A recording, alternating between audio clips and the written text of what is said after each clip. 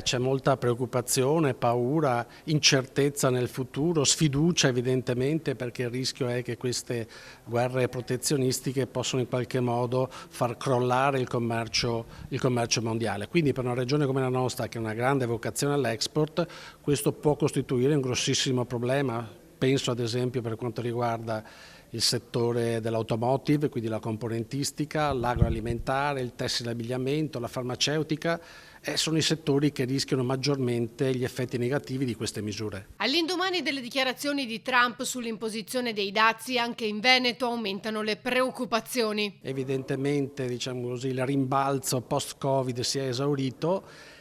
Speravamo in un 2025 sicuramente di crescita e di stabilizzazione della crescita soprattutto, invece c'è il pericolo e il forte rischio che questi dazi possano compromettere economicamente il futuro del Paese, ma in generale dell'intera Europa. In questo scenario di preoccupazione e incertezza anche i costruttori edili hanno dei timori. I dazi creano problemi, creeranno, speriamo di no, ma problemi a tutto tondo, per cui sui materiali, sulle energie, sull'approvvigionamento, su quella che sarà la produzione nazionale, speriamo in edilizia siano meno pesanti, insomma. Se nel 2025 per l'edilizia i numeri sono buoni, non sembra essere altrettanto per il 2026. Il problema si presenta nel 2026, dove sembra ci sia una flessione del 5,8%, è un dato preoccupante, ma siamo fiduciosi che qualcosa intervenga. La Casa Green con gli interventi di riqualificazione, dove teoricamente non ci saranno più i bonus, ma dovrebbero esserci altre fonti di finanziamento.